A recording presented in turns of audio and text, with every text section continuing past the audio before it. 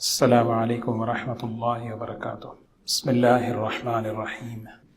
الحمد للہ نحمده ونستعینه ونستغفره ونؤمن به ونتوکل علیہ ونعوذ باللہ من شرور انفسنا ومن سیئات اعمالنا من يهده الله فلا مضل له ومن يضلله فلا هادی له ونشهد ان لا اله الا الله وحده لا شريك له ونشهد أن سيدنا وحبيبنا ونبينا مولانا محمدا عبده ورسوله صلى الله تبارك وتعالى عليه وسلم، أما بعد فأعوذ بالله من الشيطان الرجيم، بسم الله الرحمن الرحيم۔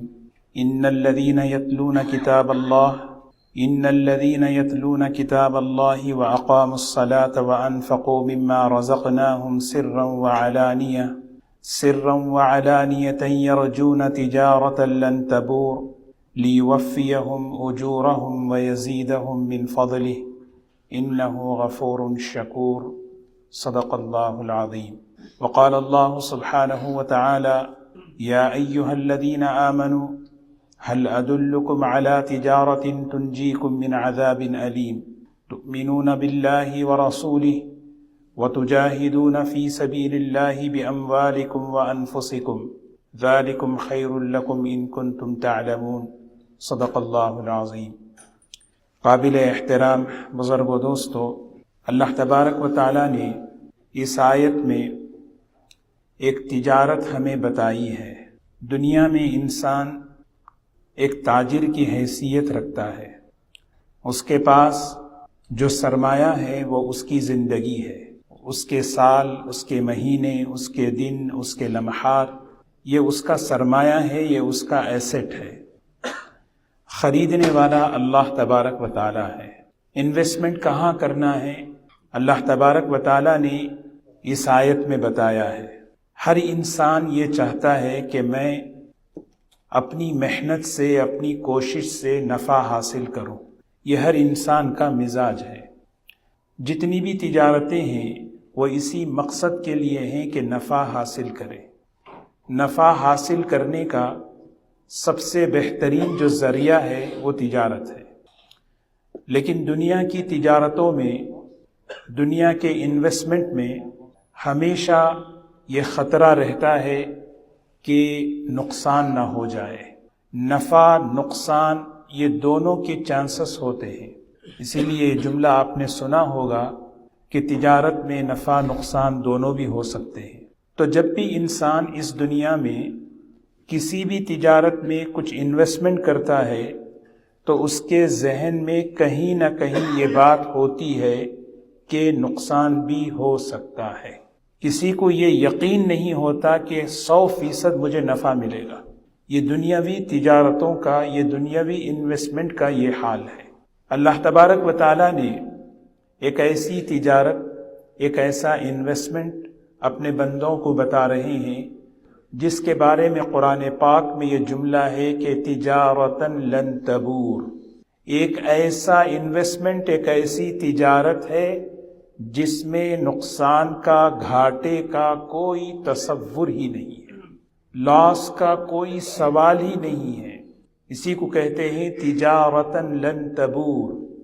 اب یہ بتا کر اللہ تعالیٰ ہم سے پوچھ رہے ہیں کہ کیا ہے کوئی جو ہم سے تجارت کرے، ہم سے کوئی معاملہ کرے؟ 3 باتیں اس آیت میں اللہ تعالیٰ نے فرمائی۔ ان الذین یتلون کتاب اللہ، کہ آدمی اپنا انویسٹمنٹ کہاں کرے؟ سب سے پہلی چیز اللہ تعالیٰ نے بتائی قرآن پاک کی تلاوت، اللہ کے کلام کی تلاوت کرنا، قرآن پاک کو پڑھنا، اس پر عمل کرنا، اس کو سمجھنا۔ تلاوت کلام پاک یہ ایسی تجارت ہے جس میں نقصان نہیں ہے، جس میں نفع ہی نفع ہے۔ من قرأ حرفا من کتاب اللہ فلہ حسنہ والحسنۃ بعشر امثالها۔ اللہ تعالیٰ، اللہ کے رسول صلی اللہ علیہ وسلم فرماتے ہیں کہ اگر کوئی قرآن پاک کا ایک حرف اگر کوئی پڑھتا ہے اس پر 1 نیکی ہے، اور 1 نیکی کم از کم 10 نیکیوں کے برابر ہے۔ آج ہم ذرا غور کریں، ایک ایسی تجارت اللہ تعالی ہمیں بتا رہے ہیں جو کبھی نقصان نہیں دینے والی، جو ہر زندگی میں بھی کام آنے والی، آخرت میں بھی کام آنے والی، اس تجارت میں میرا وقت کتنا لگ رہا ہے، کیونکہ میرے پاس جو لگانے کے لیے جو انویسٹمنٹ ہے وہ میرا مال ہے، میرا وقت ہے، میری صلاحیت ہے۔ اگر ہم جائزہ لیں، انسان بہت سے نیکیوں کے کام کر لیتا ہے، نماز بھی پڑھ لیتا ہے اللہ کے کرم سے، توفیق سے، کچھ صدقہ بھی دے لیتے ہیں، کچھ خیر کے کام ہو جاتے ہیں، لیکن جہاں تک تلاوت قرآن پاک کا عمل ہے، اس میں اگر ہم صحیح معنوں میں جائزہ لیں تو ہمارے میں کمی ہے۔ یہ ایسی تجارت ہے جس پر اگر آدمی اپنا وقت لگائے، بیٹھ کر روزانہ، کب صحابہ کرام رضی اللہ عنہ اجمعین کا جو معمول تھا، ان کی جو روٹین تھی، ہفتے میں ایک مرتبہ پورا قرآن پاک ختم کرتے تھے، بہت بڑے لوگ تھے۔ پھر اس کے بعد ایک زمانہ آیا کہ کم از کم جو ہے روزانہ، مہینے میں ایک مرتبہ قرآن پاک ختم ہو، اس اعتبار سے 30 پاروں کی 30 اجزاء کی تقسیم کی گئی۔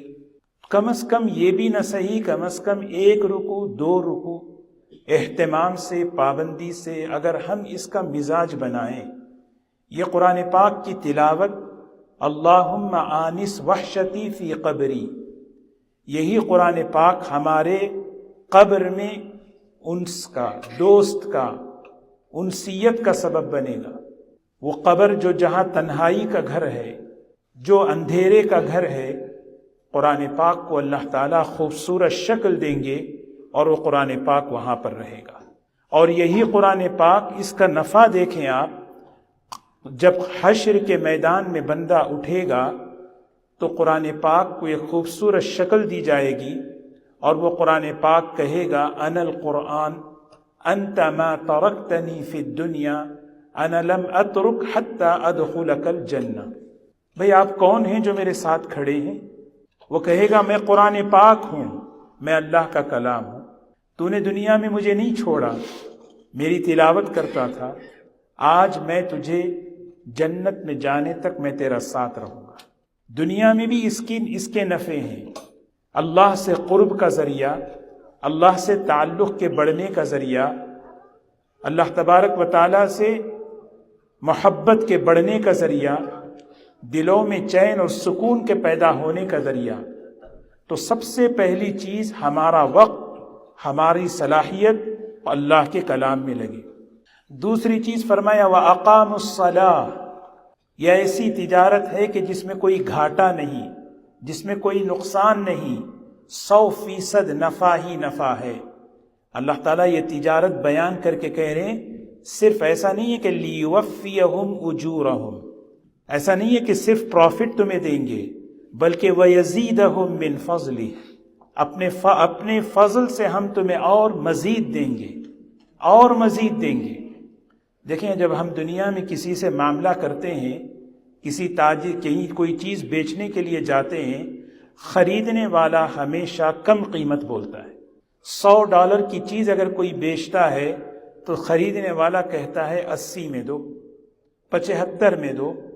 اللہ تبارک و تعالیٰ جو بھاؤ لگا رہے ہیں، اللہ تبارک و تعالیٰ یہ کہہ رہے ہیں کہ میں تمہاری جو چیزوں کو خریدنا چاہتا ہوں، سب کچھ اللہ ہی کا دیا ہوا ہے، تو اللہ تعالیٰ کہہ رہے ہیں جتنا تم دو گے اتنا تو ملے گا ہی ملے گا، لیکن مزید تمہیں اضافہ ملے گا، مزید تمہیں انعام ملے گا۔ دوسری چیز فرمائی وَأَقَامُوا الصَّلَاةَ، یہ ایسی تجارت جس میں کوئی گھاٹا نہیں، کوئی نقصان نہیں، بندہ نماز قائم کرے، نماز ادا کرے، وقت نکال کر نماز پڑھے۔ سوچنے کی بات ہے، تجارت کے موقع پر آدمی نماز کو کتنا آگے پیچھے کرتا ہے، جاب کے موقع پر نماز کو لے کر کتنا یہ چیزیں آگے پیچھے ہوتے ہیں۔ نماز کو آگے پیچھے کرنا یہ گھاٹے کا سودا ہے۔ نماز کو سامنے رکھنا، عبادت کو سامنے رکھنا، اللہ کے حکم کو سامنے رکھ کر چلنا، اللہ تعالیٰ کہتے ہیں اس کے ذریعے سے میں تمہاری زندگیوں میں برکتیں لاؤں گا، اس کا نفع تمہیں دنیا میں بھی ملے گا، اس کا نفع تمہیں آخرت میں بھی ملے گا۔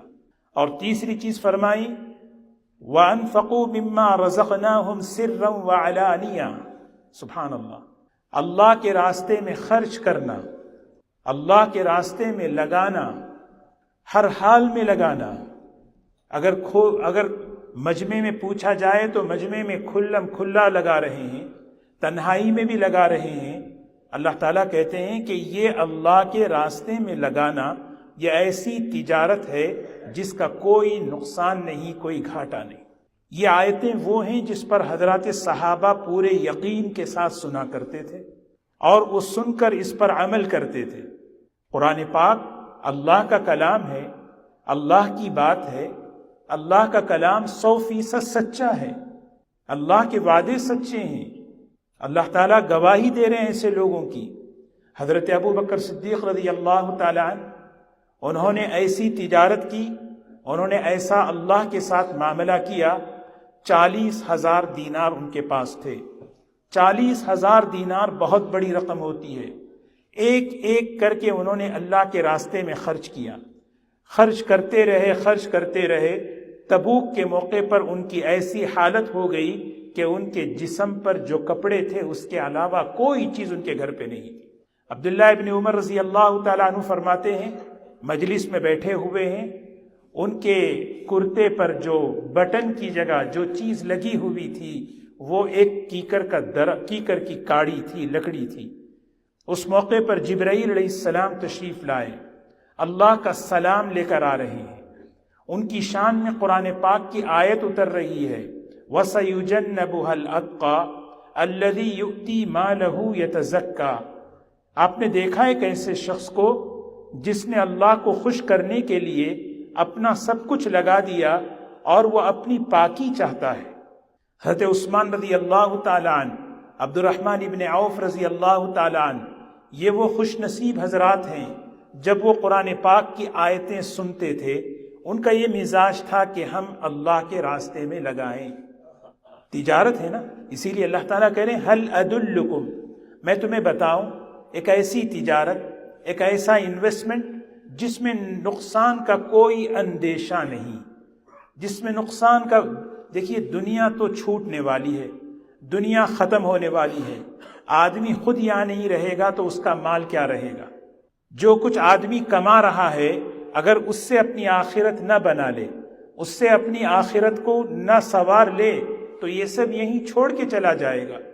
اللہ تعالیٰ قرآن پاک میں یہی فرماتے ہیں، یا ایھا الذین آمنوا اتقوا اللہ، اے ایمان والو اللہ سے ڈرو، وَلْتَنْظُرْ نَفْسٌ مَا قَدَّمَتْ لِغَدٍ وَاتَّقُوا اللَّهَ۔ یہ ذرا سوچو تو صحیح، کل کے لیے تم نے کیا تیاری کی ہے؟ یہ جو تجارتاً لن تبور، یہ ایسی تجارت جس میں نقصان نہیں، گھاٹا نہیں، اس کے لیے میں نے کیا تیاری کی ہے؟ آدمی یہ سوچے۔ اللہ تعالیٰ نے مجھے اس وقت سانسیں دی ہیں، اللہ تعالیٰ نے اس وقت مجھے صلاحیت دی ہے، یہ میرا ایسٹ ہے، یہ میرا سرمایہ ہے، میں اس کو کہاں پر لگا رہا ہوں؟ یہ رمضان کا مہینہ اسی رخ کے صحیح کرنے کا ہے، یہ رمضان کا مہینہ اسی ڈائریکشن کے صحیح کرنے کا ہے کہ میری زندگی تو آخرت کی طرف بڑھتی جا رہی ہے، میرے سامنے میری قبر کی زندگی، میرے سامنے حشر کے میدان کی زندگی، یہ حقیقت ہے، یہ کوئی افسانہ نہیں۔ ہر انسان کی زندگی اسے آخرت کے قریب کرتی جا رہی ہے۔ وَمَا تُقَدِّمُوا لِأَنفُسِكُم مِّن خَيْرٍ تَجِدُوهُ عِندَ اللَّهِ۔ کیا تیاری کی ہے آپ نے کل کے لیے؟ اللہ تعالیٰ سوال کر رہے ہیں۔ وہاں جو پاؤ گے، وہاں جو خرچ کرو گے وہی پاؤ گے۔ یہ رمضان کا مہینہ مواسات کا مہینہ ہے۔ مواسات کہتے ہیں ایک دوسرے کی ضرورتوں کو محسوس کرنا، محسوس کر کے اللہ کے راستے میں اپنے خرچ کو بڑھانا۔ مواسات کہتے ہیں کسی کی بھوک کو محسوس کرنا، کسی کی پیاس کو محسوس کرنا، کسی کی ضرورت کو محسوس کرنا۔ یہ روزہ اسی لیے رکھوایا جاتا ہے، اسی لیے اس مہینے کے اندر اس امت کا ایک بڑا طبقہ اللہ کے راستے میں زکوٰۃ کے ذریعے مال خرچ کرتا ہے، صدقۃ الفطر ادا کرتے ہیں۔ صدقۃ الفطر کی ایک مقدار تو بہت ادنا ہے، تقریباً $8، لیکن یہ تو چھوٹی مقدار ہے۔ اللہ کے رسول صلی اللہ علیہ وسلم ہمیں یہاں سے لے کر اعلیٰ معیار تک بھی آپ نے بتایا۔ وہ اعلیٰ معیار 45 سے $50 تک ایک آدمی اپنی طرف سے خرچ کرے۔ یہ نہیں ہے کہ بھئی کہ میں 7-8، یہ تو ایک کم سے کم کی مقدار ہے، میں زیادہ سے زیادہ خرچ کروں۔ اللہ کے کتنے ضرورت مند بندے ہیں، اللہ نے مجھے عید میں کئی جوڑے مجھے دیے ہیں، میرے خرچ پر کسی غریب کے جسم پر ایک لباس آ جائے۔ یہ مہینہ ہے زکوٰۃ کے خرچ کرنے کا، یہ مہینہ ہے صدقۃ الفطر کے خرچ کرنے کا، یہ مہینہ ہے اللہ کے راستے میں اللہ کے دین کے تقاضوں کو پورا کرنے کا۔ اللہ ہم سب کو عمل کی توفیق نصیب فرمائے۔